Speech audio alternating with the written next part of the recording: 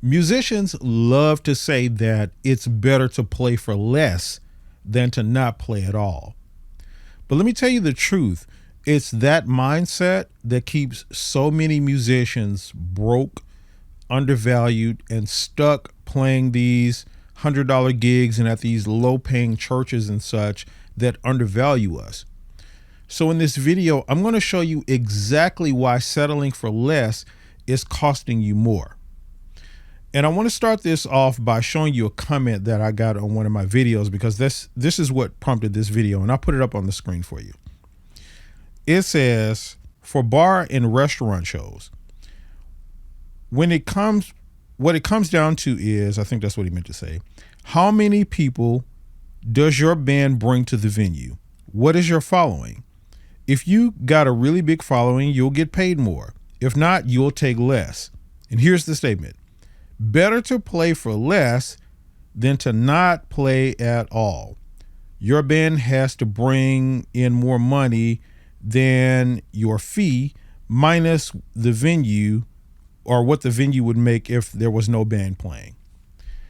And let me tell you, I hear this sentiment and this kind of rhetoric around what we do as musicians all the time.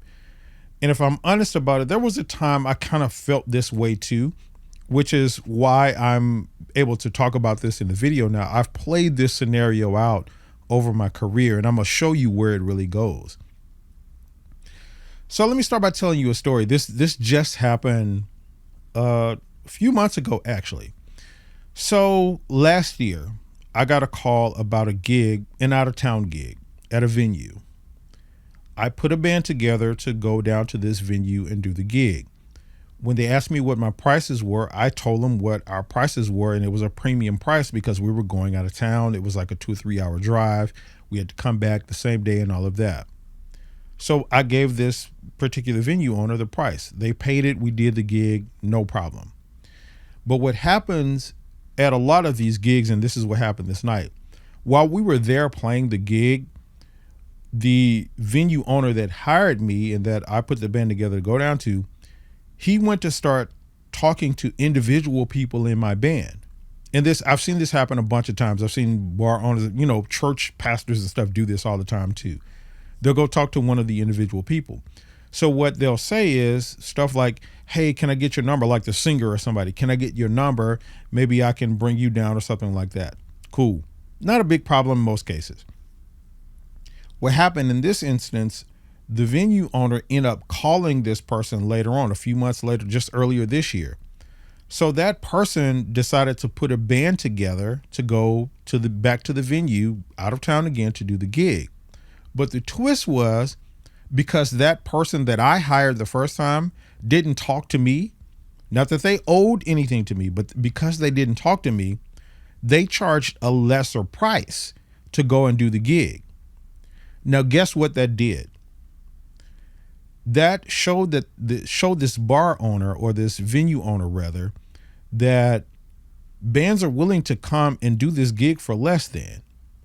So now that puts me in a predicament to where when he's ready to hire me now, he's asking about, oh, well, why are your prices so high? We'll just get such and such to come down here and do it.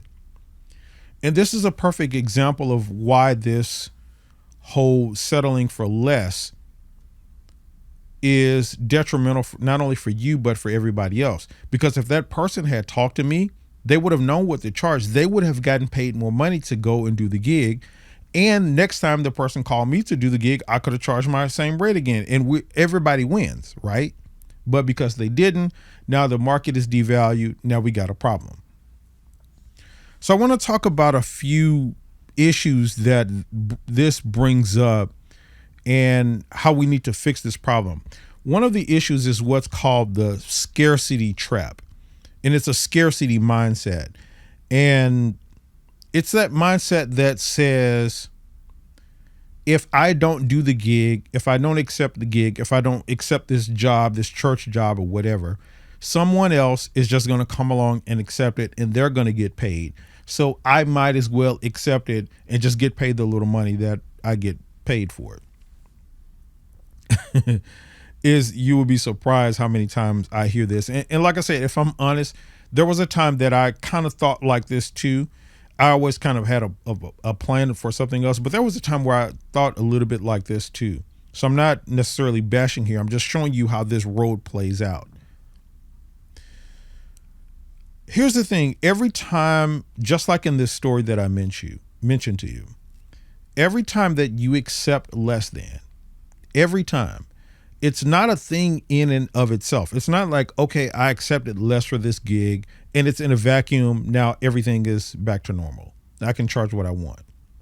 Every time you do that, you're teaching the market what your value is and what the value of other musicians are. Point blank, period. Just like in the story that I mentioned to you, because that person that I hired in the first place didn't call, have a conversation with me about what to charge this person when they went down there.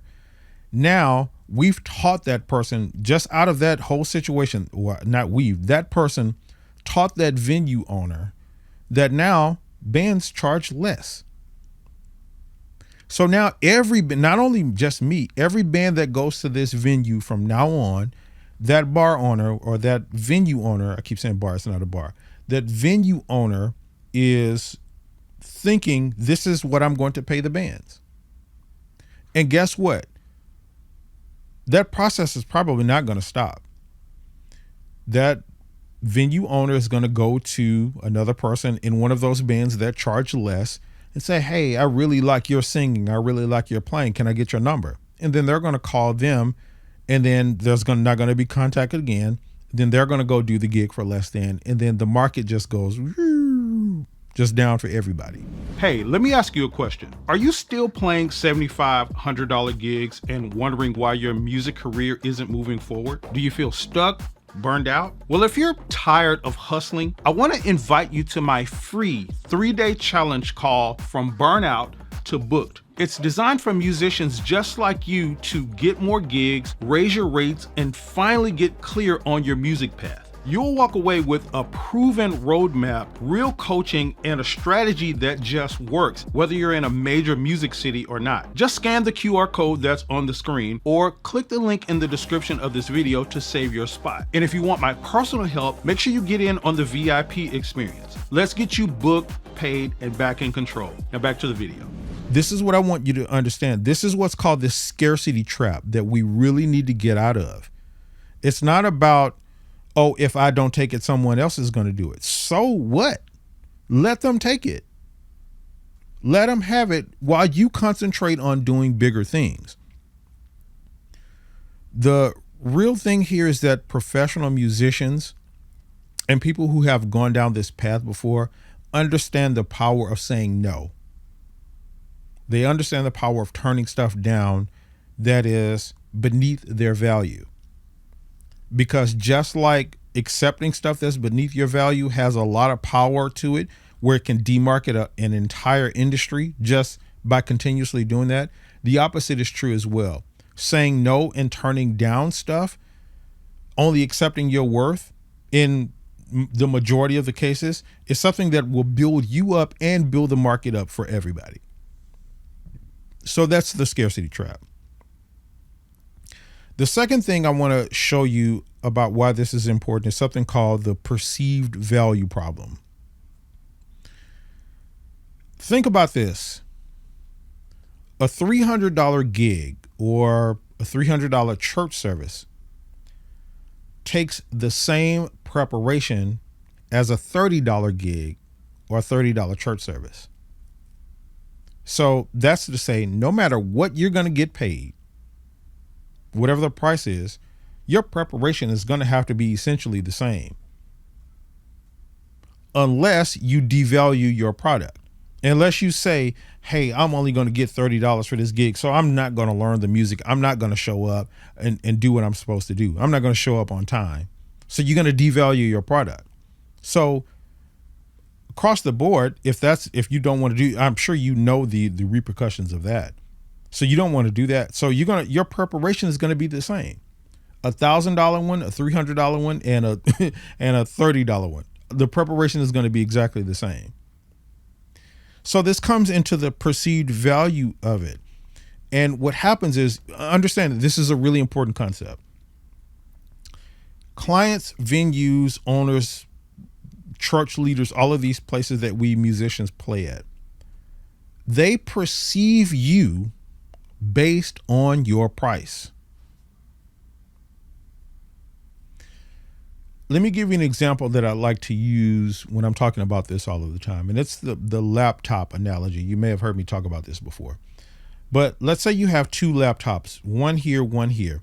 This is a regular Windows laptop, and this is a MacBook Pro. Now, both of these laptops can do the exact same thing. They have the exact same specs on them: processing power, video, screen size, everything is the same. But the MacBook Pro costs more money. Now, let me ask you the question. In our society, currently, right now, at the time of making this video, which one of these laptops do people see as more value? Do people perceive as more valuable? It's the MacBook Pro. The only difference between these two things is that one costs more money. People perceive value based on price. You really need to get this. You really need to understand this.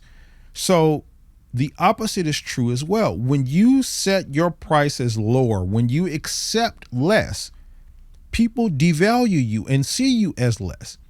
Think about this as well. This is one that I have. This is going to be my first time talking about this analogy in a video. Think about this.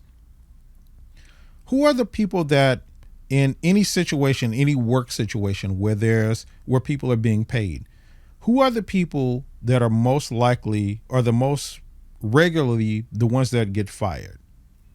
Is it the lower workers that are making lower amounts of money at a business company or something like that? Or is it the people that's making the $200,000 or $300,000? Which out of both of those groups of people, which do you think probably, like, per capita gets fired more often?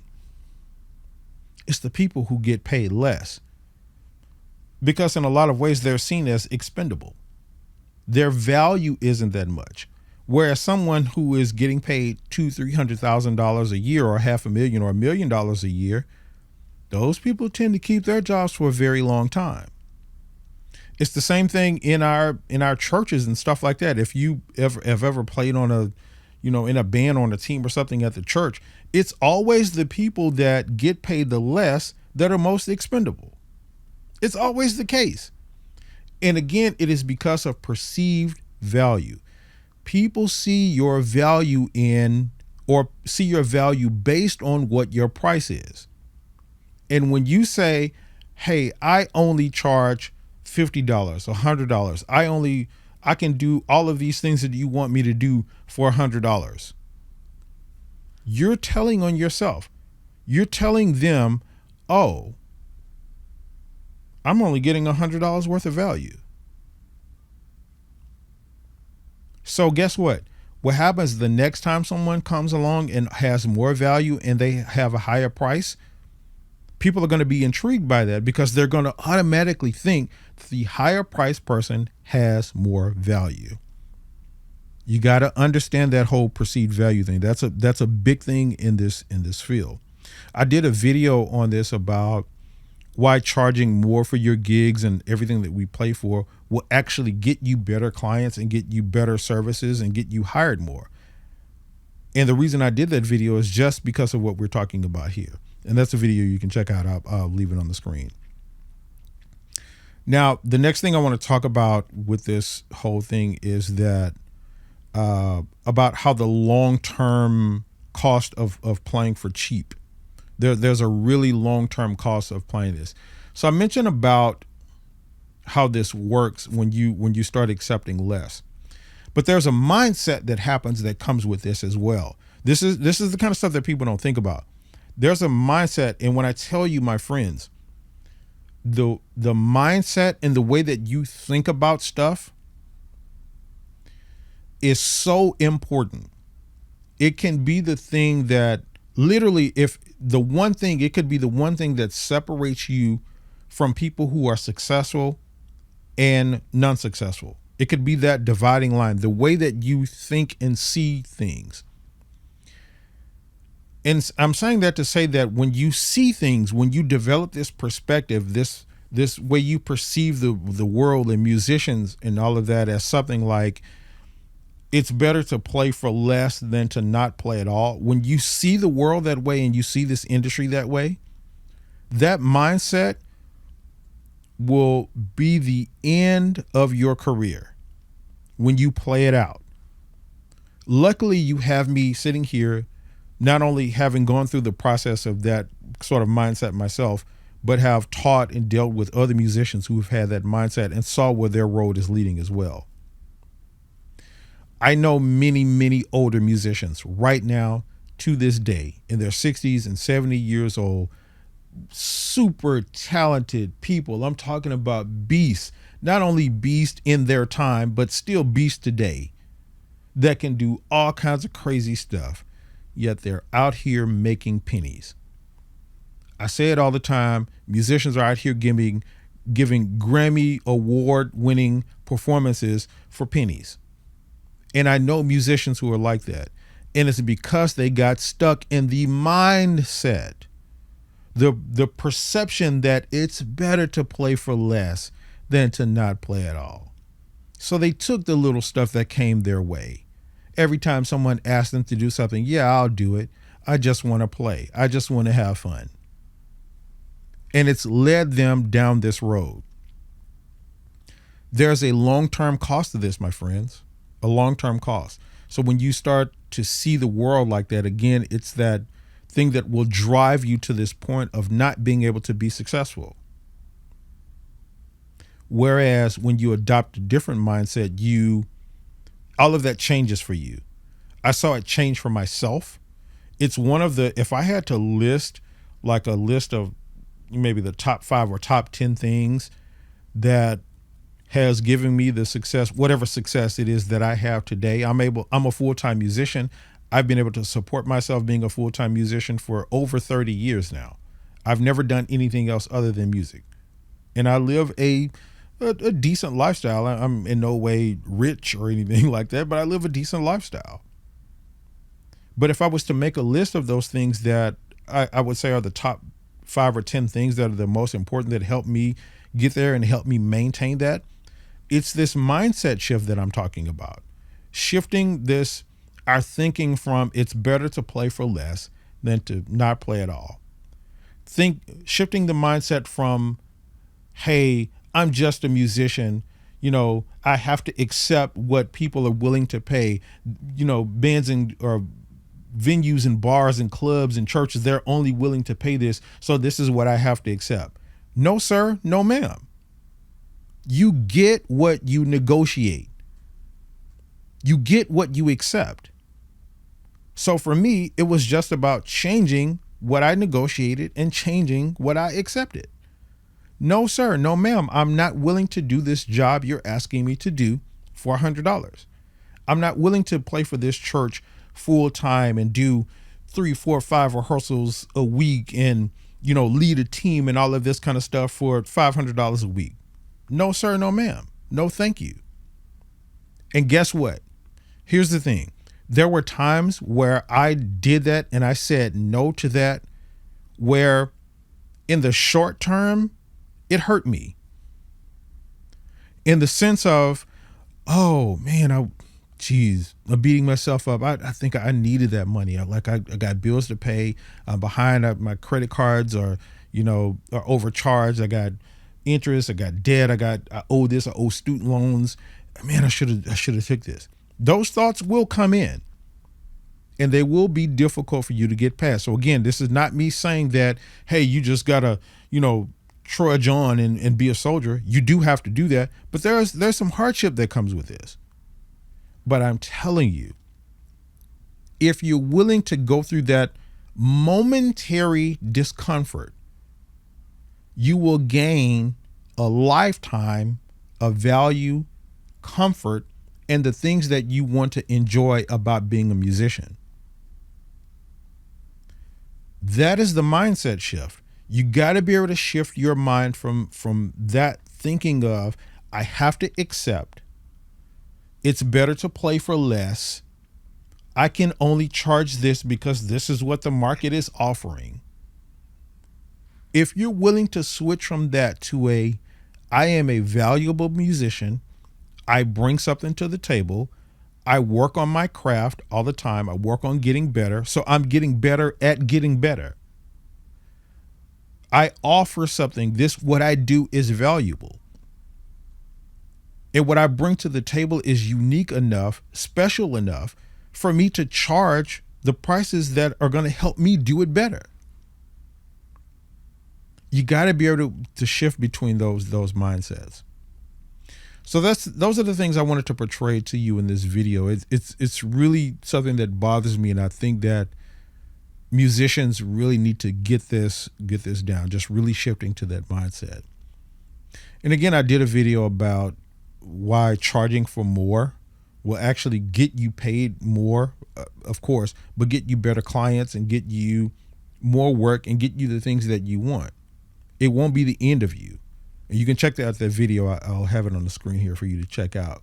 But in the meantime, drop a comment. Let me know what you think about what we talked about here, this whole scarcity mindset and all of that kind of stuff. Let me know where you are in the process and how you're thinking about this. It's better to play for less than not at all thing. And just kind of let me know how you fare, how you get along with how that's working out for you. Also, make sure you like this video. That helps it get spread on YouTube and helps other musicians to find it. Make sure you subscribe to the channel if you haven't already, and I'll see you in the next video.